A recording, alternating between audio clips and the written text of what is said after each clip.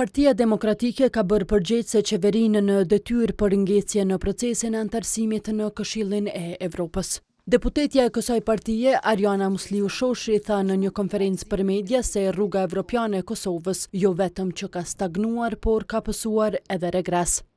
Vetëm dy ditë më parë, secili nga ne këtu me shqetësim të madh, pam se Kosova humbi edhe një tjetër rast historik për antarësimin në Këshillin e Evropës. Një mundësi për më shumë se një dekadë që është punuar nga qeveritë e mëhershme me një përkushtim të madh, sepse e dim që antarësimi i Kosovës në Këshillin e Evropës është hapi kryesor drejt integrimit evropian, forcon pozitën ndërkombëtare të shtetit tonë dhe ofron garanci për të drejtat e qytetarëve tonë.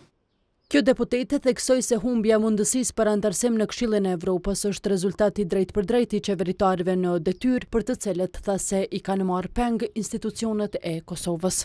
Deputetja Musliu Shoshi akuzoi qeverinë në detyrë edhe për masat ndëshkuese që Kosovës ende nuk ja ka hequr Bashkimi Evropian. Ajo tha se për post kostos financiare masat kanë ndikim negativ edhe në imazhin e shtetit.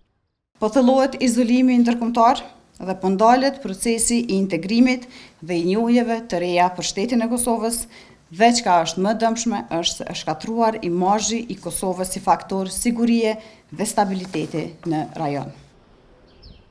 Sipas deputetës së PDK-s, shtetit i duhet qeveri që punon për interesa shtetërore dhe që rikthen besimin e faktorëve ndërkombëtar. Kosova është pa institucione të reja, ndonse zgjedhjet janë mbajtur më nëntshkurt.